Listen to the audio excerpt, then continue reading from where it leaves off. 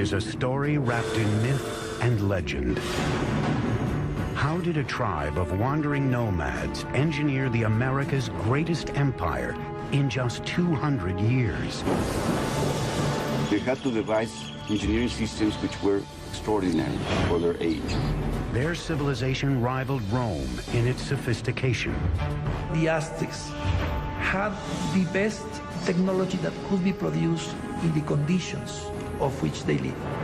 Aqueducts, palaces, pyramids, and temples stood as a tribute to their gods and a testament to the power of humankind. The Aztecs' crowning achievement was a gleaming capital city that astonished European explorers called the Venice of the New World. The city spread out, glittering against its canals and its lake, bedecked with fine trees and beautiful mansions. Their thirst for power and blood set them on a course for destruction. When it finally came, their annihilation would be swifter and more complete than the world had ever known.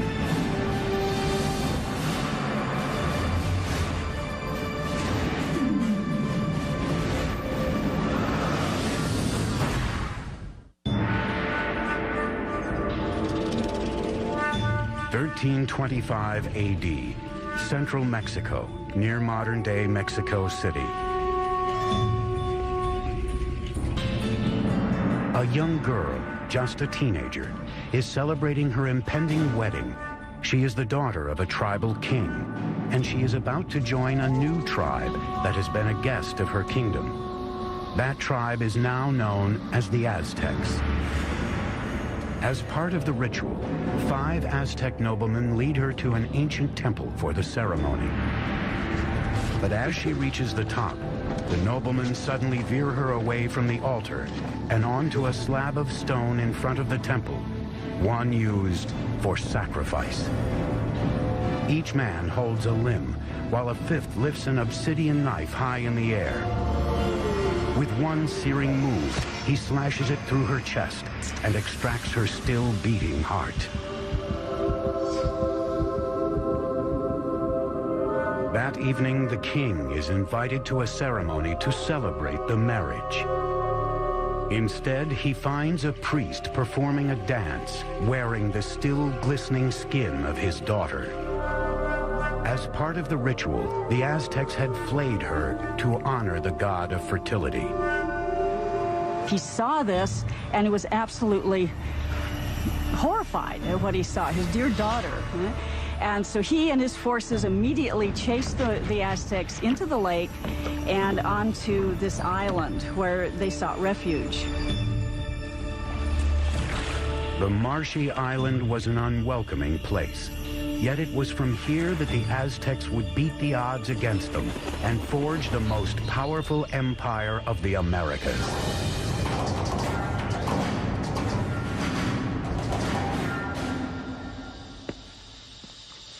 Hi, I'm Peter Weller. When I think of the Aztecs, I think of an elegant people with beautiful skin and flamboyant headdresses of many colors, and I think of floating cities and a terrific song by Neil Young about Moctezuma and Cortez.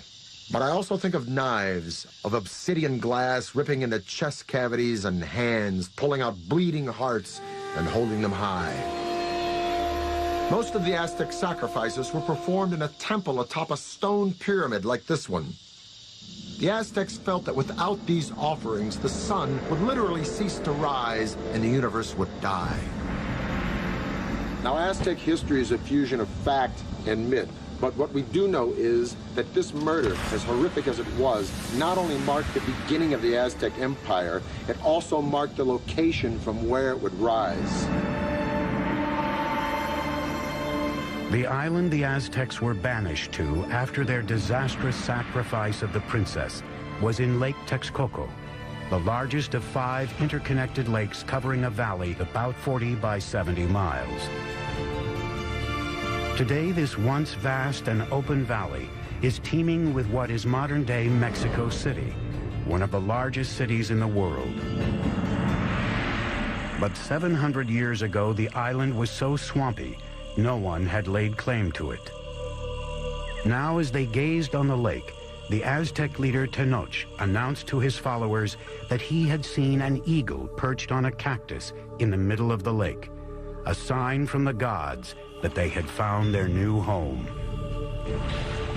They would name their city Tenochtitlan. Life is tough for the Aztecs in the early days of Tenochtitlan, but they have a vision of a powerful city modeled on an ancient and legendary city just 25 miles away. They called this city Teotihuacan, or City of the Gods.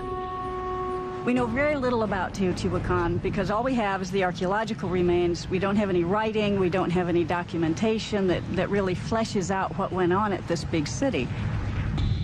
It was in ruins, even in Aztec times, but they believed it to be the stomping grounds of the gods and the literal birthplace of the sun itself. The place the Aztecs most revered in Teotihuacan was a pyramid that rose above the tree line. It was called the Pyramid of the Sun. The massive Sun Pyramid contains 1 million cubic yards of earth and stone, with a base roughly the same as the Great Pyramid of Giza in Egypt. The Aztecs believed Teotihuacan was laid out in the image of the cosmos, created by their gods. Now it was this image they would attempt to replicate in the construction of their new city, Tenochtitlan. Taking on the challenge would be an Aztec leader named Hitle. In 1376, he embarked on an ambitious plan to engineer an advanced city at Tenochtitlan. But there was a problem. The swampy islands that they took over needed a lot of work. When they started to build anything, it would begin to subside. There was simply no foundation on which to build. The Aztec solution would revolutionize the architecture of the Americas. They began by anchoring their buildings deep in the ground using a system of pilings made from wood. Workers cut stakes into 30-foot lengths, 3 to 4 inches wide. These were driven into the soft ground to make a foundation. The pilings were often surrounded with volcanic stone to add strength. Masons and bricklayers could then build walls on top of this base with confidence. They have found wooden pylons to hold the foundations of the pyramids.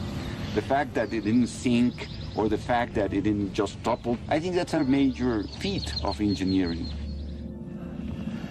Tenochtitlan was an island city, but the lakes surrounding it were very shallow, sometimes only 7 feet deep. The whole thing looked like a giant metroplex floating on a pond. Originally, the only way to get from this floating city to the mainland was by boat. But the Aztecs eventually devised a series of causeways, sometimes 45 feet wide, that would connect their floating city to the mainland provinces. The causeway was supported by strong wooden pilings, the same pilings that supported their temples and other buildings. Thousands of these pilings had to be driven deep into the lake bed, and this presented a logistical challenge that could only be met by a strong, skilled labor force and the best of Mesoamerica's engineers. To build a causeway, 2 lines of stakes were laid out.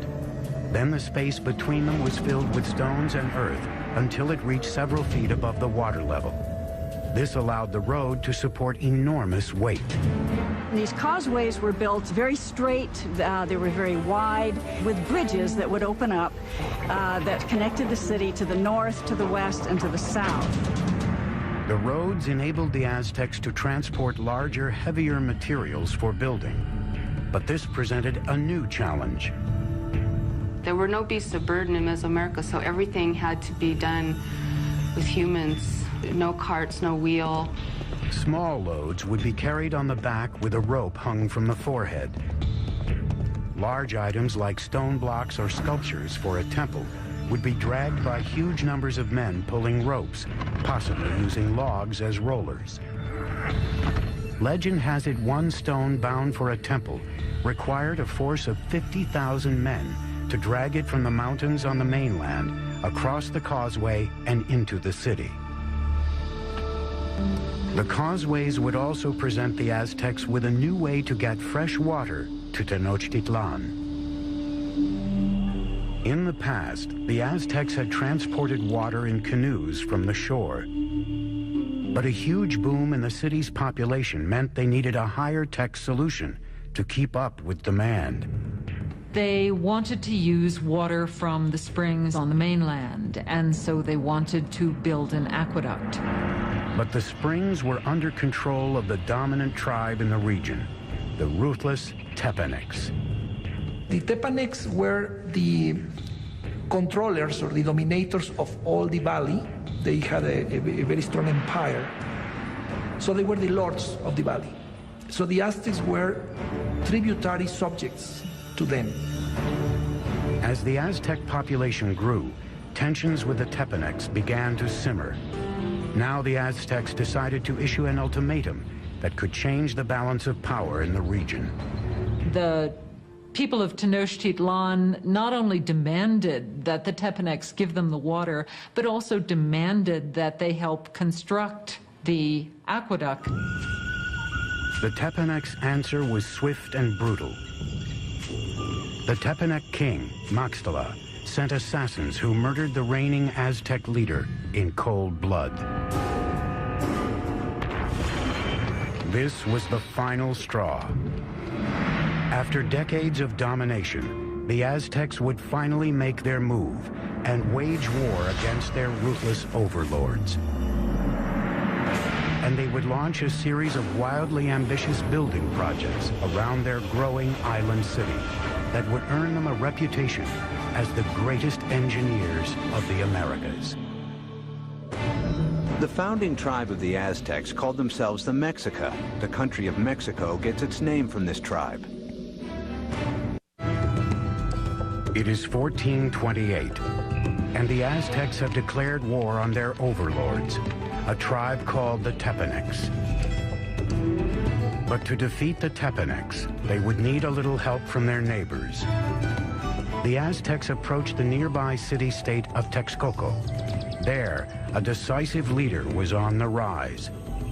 His name was Nezahualcoyotl, and his domineering leadership would be instrumental in forging the Aztec Empire.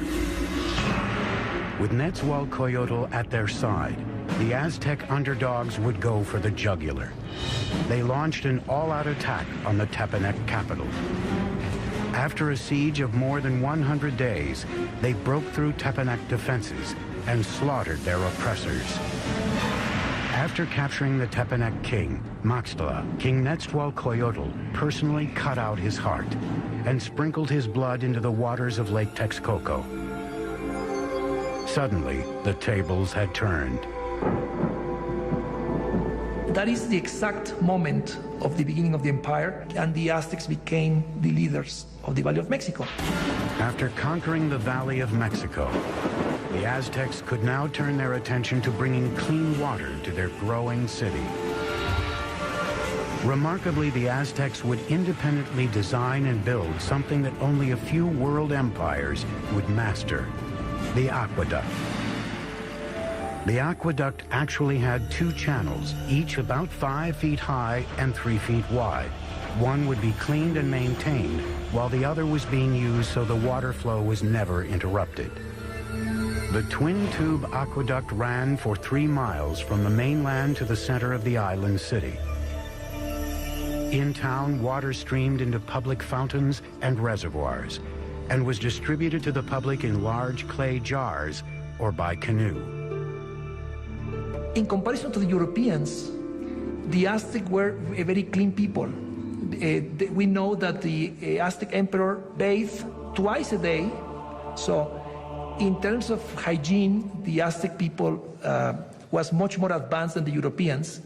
While the Aztec nobles were bathing in luxury, at this time in Europe, plague caused by unsanitary conditions was killing millions. King Nezahualcoyotl's own bath was one of the most unique in the Americas. It was fed by a sophisticated aqueduct system that also brought running water to his palace grounds. Behind me is the hill of Texcoco, And on this hill, Nezahualcóyotl built a fantastic pleasure palace. And around this palace, a virtual botanical garden filled with all of the exotic flowers of Mesoamerica. Nezahualcóyotl brought water from the Sierra Nevada mountains all the way down to here, into this hill, to his palace, just to water his plants. To install an aqueduct there, Nezahualcóyotl had to fill a huge gorge between Tetzcocinco and the next hill. As the water arrived at the first hill, it gathered in small pools built to control the speed of the flow before it reached the aqueduct. After crossing the aqueduct, the water ran in a circuit around Tetzcocinco Hill, spilling off over the sides in rock-cut waterfalls to water the gardens. It ended up in a nearly perfectly round rock-cut pool called the King's Bath. And from here, he could look upon his domain at Texcoco, and he could look down at the botanical gardens that he was watering with his fantastic aqueducts. It is indeed a bath fit for a king. By the mid-15th century, with their empire on the rise, it was time for the Aztecs to choose a sovereign leader. He was called Moctezuma, and he would be the first of two emperors with this now famous name. Moctezuma's first order of business was to extend the empire's borders. The Aztecs captured city-states southward to the valley of Oaxaca, westward to the Pacific, and east toward the Gulf of Mexico. By 1449, the empire contained as many as 15 million people. In the short span of 100 years, the Aztecs accomplished the impossible. They had toppled the Mesoamerican world order. But while the Aztecs dominated militarily, their island city was vulnerable to a different kind of enemy. Like New Orleans, Tenochtitlan was constantly doing battle with water. And one of Moctezuma's first projects was to protect his city from the deluge of water surrounding it. This is what is left of Lake Xochimilco, in the southern part of Mexico City, in Aztec times, the city of Tenochtitlan. This lake, like the other four lakes that surrounded the city, were spring-fed. Thus, there were no rivers or streams into which it could drain. And if it rained hard enough, the water would rise up and sweep over the land and into the city itself. And this is exactly what happened in the mid-1400s when a flood of catastrophic proportions swept into Tenochtitlan. The city and the empire it commanded were almost completely destroyed, and the Aztec civilization had to once again rely upon the genius of its engineers, and one engineer in particular. Moctezuma enlisted the help of his old ally, Nezahualcóyotl, to protect the city he was rebuilding from the lake. Nezahualcóyotl would design a solution that would make him the greatest engineer on the continent. His plan was to create a safe zone around the city with a huge dike that would protect Tenochtitlan and its inhabitants. It was designed to be larger than any earthwork anywhere in the Americas at the time, running for 10 miles just east of the city from the southern edge of the lake across to the north. The walls were a wickerwork construction made of sticks, reeds, stone, and earth. Since the lake was shallow, the dike was only about 12 feet in height, but some 27 feet wide. Nezahualcóyotl fitted the dike with sluice gates, most likely wooden doors that would be raised or lowered to control the water level behind it. The dike also served another purpose. It protected their water supply. It was important to build some sort of protective mechanism to keep salt water out of the freshwater western part of the lake. An army marches on its stomach, so said Napoleon. Now, an ample food supply for civilians is a no-brainer in the critical development of any civilization. But the Aztecs perfected a unique method, not only to provide a substantial food supply for its civilian populace, but to fuel the military expansion of its empire. This revolutionary engineering was called chinampas, a system that allowed them to literally create new land to farm and to live on. If you're going to have a city of any size, you have to provide room for them. And so what they did was build up these chinampas in the lake bed. Basically, a chinampa is an artificial island built in the lake. They look like narrow football fields, about 300 feet long by about 30 feet wide. A chinampa was built by weaving a web of sticks floating in the water and piling reeds on top of them. Mud was then scraped from the lake bottom and piled atop the reeds to form the chinampa. It took 4 to 6 men 8 days to build the average chinampa. They were connected to the city by massive navigational canals that would take thousands of men months to build. A chinampa like this one could produce up to 7 crops a year, whereas a farm on the mainland could yield 1, maybe 2, maybe 3 at the most. As a crop was ready to harvest on a chinampa, seedlings from another would be sprouting out of mud that would be spread on a boat adjacent to the chinampa. Then when the seedlings were ready, they'd be transported to the chinampa, and this cycle would be repeated over and over and over again on hundreds and then thousands of chinampas. Now, it was this technology that transformed Tenochtitlan from just another tribal town in the 14th century to a dominant and thriving city-state. With their city's infrastructure in place and vast lands under their control, the Aztecs would push the boundaries of their empire further than ever before. They'd create a far-flung network of roads, Aztec superhighways. But as the empire grew, so too did their practice of human sacrifice.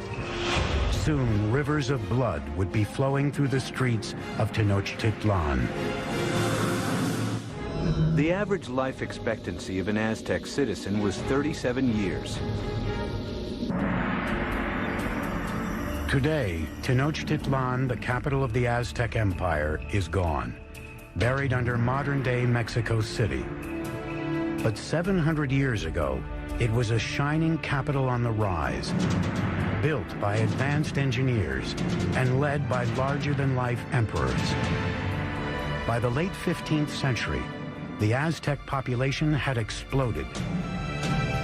Their next great emperor would launch a series of conquests that would rival anything in world history. His name was Ahuitzotl, and he would prove to be an even greater warrior than his grandfather, Moctezuma. By 1502, Ahuitzotl had conquered territory from Mexico's Pacific coast and pushed the empire as far south as Guatemala. His reign was kind of like a golden age. He was a king that opened up transport routes to the coastal areas and to lowland areas where the Aztecs got their greatest luxuries, these shimmering tropical feathers, the gold, the precious stones that the nobles and rulers wore as symbols of their station in life. To transport riches to the heart of the empire, the Aztecs constructed a network of superhighways throughout central Mexico. Relay runners were stationed every few miles to create a sort of ancient Federal Express. Messages or goods could be sent 200 miles from the Gulf Coast to Tenochtitlan in just 24 hours, faster than the postal service today.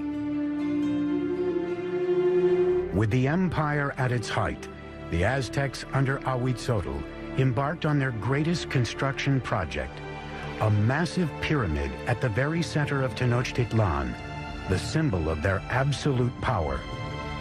It was called the Templo Mayor, or Great Temple. The base of the pyramid was 240 feet deep by 300 feet wide and rose to a height of 15 stories. There were at least 117 steps in 2 staircases climbing 200 feet, leading to twin temples to honor the gods of rain and war. The temple was rebuilt on the same location 7 times, beginning in 1325 with the city's founding. As the empire grew, so did the pyramid. Each stage was simply built right on top of the stage before. The Templo Mayor was built mainly with a stone called tezontle, that is volcanic stone. It's a very lightweight stone. that would prevent the sinking of the temple. For floors and walls, the Aztecs applied a lime plaster, which was a form of concrete. Some examples found today remain as hard as modern concrete, even after 500 years. Aztec workers labored for decades to complete their monument to the gods. The temple remained buried until 1978, when power company workers digging a trench accidentally uncovered a huge carved stone and discovered the temple ruins next to it. The disc, 11 feet in diameter, weighs 8 tons and depicts the dismembered body of the goddess Coyolxauhqui. Coyolxauhqui was the moon goddess, but her brother murdered her because she became pregnant in a very shameful way. Now, the Aztecs weren't prudes by any means. Matter of fact, nobles had many wives and concubines, but amongst the commoners, particularly women, adultery was a no-no and severely punished, often by death. So according to legend, the moon goddess's brother cut her head off, and after he decapitated her, he shoved her body down a hill. The Aztecs reenacted this killing literally and frequently in festivals throughout their calendar year. They would decapitate their victims at the top of a pyramid like this and then push the carcasses down the steps to the great stone at the bottom. For the Romans, their most precious treasure was gold. For the Egyptians, it was the afterlife. For the Aztecs, it was human blood. They felt a sense of reciprocity with the gods. So they needed to give a thanksgiving to the gods, giving the most precious thing they had, that was human blood. The Aztecs called it precious water, and they believed that if the gods didn't receive it in massive quantities, the world would end in apocalypse. It was common practice to adorn the walls of the insides of the temples with fresh human blood. And the smell must have been appalling. To dedicate his expansion of the Great Temple, Emperor Huitzotl held a mass sacrifice. The heads of victims were displayed prominently on skull racks around the temple. According to some chronicles, they say that there were sacrificed 20,000 people. From a practical point of view and from a scientific point of view, it sounds impossible. So I think that the chronicle that is written by Spanish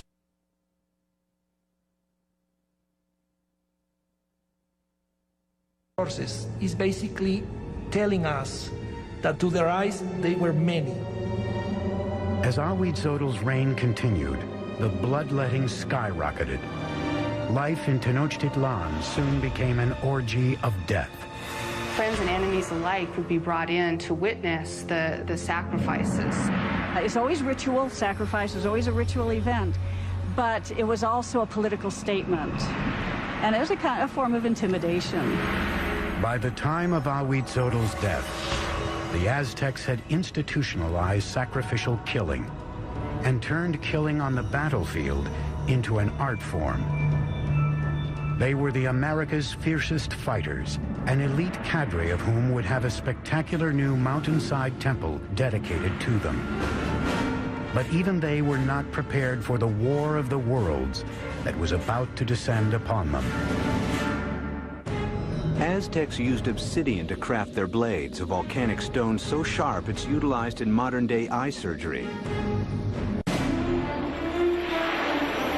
1502. Huitzotl, Emperor of the Aztecs, is dead.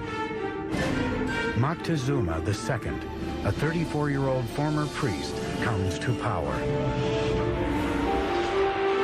A world away in Spain, an 18-year-old notary named Hernan Cortez is preparing to cross the Atlantic to join in his country's conquest of the New World. This is the zenith of the Aztec Empire. It now covers at least 80,000 square miles, reaching out from Tenochtitlan to both coasts and as far south as Guatemala. Some 25 million people are subject to Aztec rule.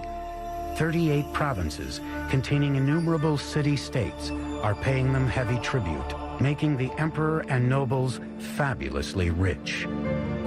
The city spread out, glittering against its canals and its lake, bedecked with fine trees and beautiful mansions. And Moctezuma II presided over it all. He was known for his statesmanship and military skills. A tough leader, he slaughtered the population of towns that wouldn't bend to his rule. But privately, he was troubled. It seems that Moctezuma was a passive individual, perhaps even a depressive individual. Legend says that when he witnessed a comet streaking across the skies over Tenochtitlan, he spent the rest of the night in tears. As the weeks went by, he became increasingly paranoid. But at the height of his obsession with the supernatural, a very real threat approached from across the sea. Spies posted along the Gulf Coast reported strange sightings offshore that they were at a loss to describe. They never have seen a boat, so they didn't even have a word to describe that. So the Indians refer to those boats as mountains that move in the water. In 1519, after sailing from Cuba, Cortez landed with 11 of these floating mountains and 500 men on the Gulf of Mexico, 200 miles southeast of Tenochtitlan. The tribes were astonished by these men with metal armor and animals they had never seen. As he moved inland, tribes who resisted were brutally slaughtered, but many others were happy to provide him with provisions and men. One of the ways in which one local lord down on the Gulf Coast curried favor was to give Cortez and his company a group of women who were to not only provide for them in housekeepers sort of manner, but were also clearly meant to be courtesans as well and provide sexual services to them. But among the concubines, one in particular caught the eye of Cortez himself. She was the daughter of a chieftain who had been sold into slavery and was called La Malinche. They developed an intimate relationship, and in time, she bore a son to him. And he would have been one of the first people of mixed blood in the New World. But she was much more than a mistress. She became an interpreter for Cortez, and her role expanded to advisor and intermediary between him and the Aztecs. Not only was she his translator, but she could also tell him about things that were being said that he was not intended to hear or understand. Moctezuma's network of relay runners kept him apprised of the Spaniards' movements. It was clear they were headed for his city. As he advanced toward Tenochtitlan through the summer of 1519, Cortez amassed an army of thousands. Moctezuma's army of warriors numbered in the hundreds of thousands. They wore animal costumes on the battlefield to intimidate their opponents. Part of it was spectacle. You had just incredible costumes that the different warriors would wear. The most important warriors were knights, dressed as jaguars and eagles. The Aztec knights were initiated into their orders at sacred ceremonies at special temples like this one. This is the cave temple at Malinalco, one of 6 temples on this remote mountainside, a few hours south of Mexico City. It was finished by Moctezuma II around 1502, shortly after his coronation. Now, over in Europe, Michelangelo was pounding out the David for the Republic of Florence. But while Michelangelo was carving the David, the Aztecs were here carving this temple right out of the side of this mountain. And it is the only temple in the entire Western Hemisphere built in this manner. At the bottom of the stairs of Cuauhtli are the sculptures of 2 jaguars. On each side of the door, there are the remnants of 2 warriors. Now, the door itself represents the open mouth of a giant serpent. You can literally see its tongue coming out of the room. The Aztecs believed that this was the entrance to the womb of the earth. Now, the privileged warriors would come here, go into the room with sculptures of eagles, have their noses pierced, and offer blood and sacrifice to Huitzilopochtli, the god of war. But this would be by no means the last time these Aztec warriors would spill their blood. The first meeting between Cortez and Moctezuma would be peaceful, but the conquistador knew a huge and bloody clash between the old world and the new would soon take place. And the annihilation that ensued would become one of the most frightening events in the history of the Americas. Cocoa beans were so valuable a commodity to the Aztecs, they were even used as a currency. It is the fall of 1519. Spanish conquistador Hernán Cortés has finally reached the gleaming Aztec capital he has heard so much about, Tenochtitlan. When the Spaniards first saw Tenochtitlan, they thought they were in some kind of an enchanted vision. They thought they'd entered some kind of a dream. A massive force of native warriors allied against the Aztecs accompanies him as he advances on the main causeway into the city. The meeting of Cortez and Montezuma on a causeway approaching Tenochtitlan had to be one of the most remarkable events in world history. It's really a meeting of two different worlds. And Cortez offered his hand, but the minute he started to do that, to actually touch Montezuma, the noble attendants around Montezuma pushed Cortez away and said, no, no, no, that's a total indignity. Nobody touches Montezuma, the great lord of the land. The meeting of the two worlds was peaceful, but fraught with tension. Moctezuma by this time had become increasingly impulsive and prone to bouts of hysteria. So the encounter was an encounter of sensing the forces, no, in each side. But the Aztecs had a diplomacy and a warfare system that was somewhat naive in comparison to the very tricky and sly system of the Europeans. Moctezuma invited the Spaniards to stay in one of his palaces. It would prove to be a catastrophic mistake. As the Spaniards entered the city, they were so awed they thought they were dreaming. At the heart of the city stood the emperor's colossal palace. The palace of Moctezuma II was a massive complex spread across 6 acres near the Great Temple. One of the Spaniards noted that every day at Moctezuma's palace, 600 nobles gathered, and they would hear the word of their emperor. Moctezuma received the Spaniards in a large reception chamber just beyond the main entrance, designed to make the emperor appear omnipotent. But Moctezuma's palace would be the last ever built by the Aztecs. Not a week into their visit, the Spaniards went for the jugular, kidnapping Moctezuma. It was an audacious move, but it paid off. The empire appeared to be theirs.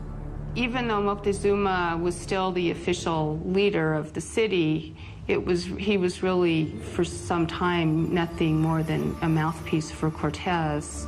For 6 months, tensions within the walls of Tenochtitlan slowly simmered. Then, in the spring of 1520, it all came to a head. One morning, Spanish soldiers interrupted a sacred sacrifice and slaughtered those taking part. The move sparked an uprising. For the Aztecs, the Spaniards had committed an unspeakable sacrilege. The city became engulfed in chaos as the Aztecs marched on Moctezuma's palace. Moctezuma gets up on the top of the palace and tries to talk to the people and calm them down, and by now they're just not having any of it. Moctezuma had become nothing more than the Spaniards' puppet. A betrayal so great in the eyes of his people, they pummeled him with rocks and arrows. Shortly after, Moctezuma's lifeless body was tossed from the palace walls. Whether he died at Spanish hands or from injuries inflicted by his own people may never be known. And the Spaniards at that point decided this would be probably a good time to leave the city. On the night of June 30th, 1520, the Spaniards attempted to escape under cover of darkness. But they can't separate themselves from the plunder that they've gotten so far, so they're weighted down with all of the things that they want to take with them. They were easy targets for the Aztec warriors, who caught them on the causeway. Bodies quickly piled up in the water.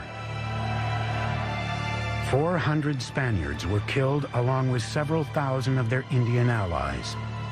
That escape has come to be called the Noche Triste, the sad night. Cortez and a few others managed to escape with their lives. The Spaniards would now destroy the shining city of Tenochtitlan for good. He would begin by severing the lifeblood of the city, the aqueduct. As hundreds of thousands of people within the city's walls were without water, Cortez created a blockade around Tenochtitlan to cut off all outside supplies of food. So the idea of this blockade was to try to make surrender the city by hunger. And the Aztecs had a tremendous resistance, so they couldn't be defeated easily. And what they decided to do is to mount an attack both by land and by sea. For centuries, the lake around Tenochtitlan was a barrier against invaders. But Cortez would find a way around that. He had thousands of his Indian allies carry ships in pieces up thousands of feet over the mountains to be assembled and launched into the lake. May 1521. Cortez unleashes his massive army in a final decisive attack on Tenochtitlan. 600 Spaniards, including 100 cavalrymen and upwards of 50,000 of their Indian allies, clash with the Aztec defenders of the city on its grand causeways. Brutal fighting continued for months. Day by day, Cortez razed the city block by block. He and his Indian allies were merciless in their systematic slaughter of the population. It was an extremely hard-fought battle, especially in the city precincts. The Aztecs made a last stand at the great temple in Tlatelolco.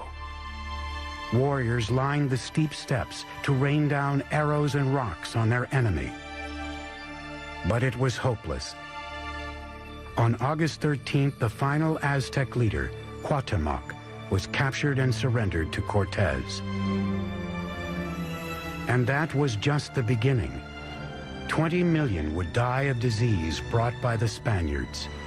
By the end of the 16th century, we estimate that the native population had been reduced by about 90%. Modern-day Mexico City has been built atop the rubble of the once majestic city of Tenochtitlan. The Spaniards leveled it during the construction of their own colonial capital, even using stones from the great temple to build their cathedral still standing next to the temple ruins. The Aztec Empire had vanished, and with it, a legacy of astonishing engineering achievements. It has become clear from their sophisticated systems of urban planning, agriculture, and waterworks that the Aztecs stood among the most advanced of the world's great empires. The cave temple here at Malinalco is one of the few truly impressive Aztec achievements that the Spanish did not destroy. And stunning sights such as this beg the tantalizing question, if the Spanish had not come, what would Mexico look like today? I'm Peter Weller for the History Channel.